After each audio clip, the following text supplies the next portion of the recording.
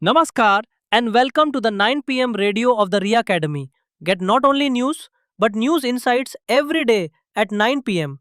Only at 9 pm radio. Today is the 14th of July 2025 and as usual I am here, Dr. Tej Pratap Singh from RIA Academy, your civil services teacher and mentor. Let's break down the top national and international developments that came in the news headlines today.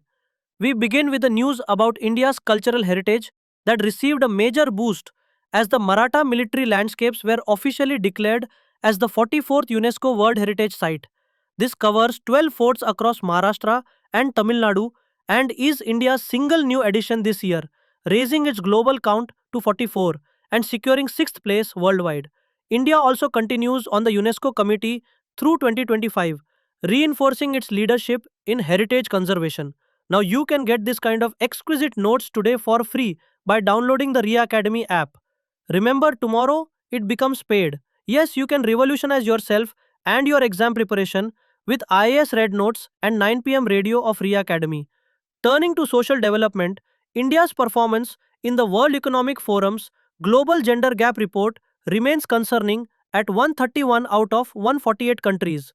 Female labor force participation stays below 25% and 57% of women aged 15 to 49 are anemic, according to the National Family Health Survey 5. The WEF warns that global parity may take 123 more years and India risks falling further behind unless urgent reforms are implemented. The World Health Organization has released its first artificial intelligence roadmap for traditional medicine, with India playing a leading role. India's Ministry of Ayush, through platforms like the Traditional Knowledge Digital Library and the Ayur Genomics Project, has pioneered AI driven tools. The roadmap emphasizes transparency, fairness, and global cooperation in integrating Ayurveda, Siddha, and Unani with modern technology. In defense, India achieved a domestic breakthrough as the Defense Research and Development Organization integrated an indigenous radio frequency seeker into the Astra Beyond Visual Range air to air missile. After a successful test firing from a Su 30 MKI on July 12th, this marks a key milestone for India's defense self reliance and will further support export potential and adaptability across fighter fleets.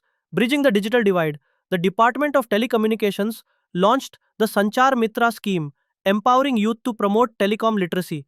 Over 800 volunteers from 17 institutions, including IIT Guwahati, are being trained to raise awareness in rural and urban communities about cyber hygiene and safe mobile usage. Small factual mentions. India now holds its seat on the UNESCO World Heritage Committee until 2025. The Ministry of Ayush's AI4H pilot model is being endorsed globally.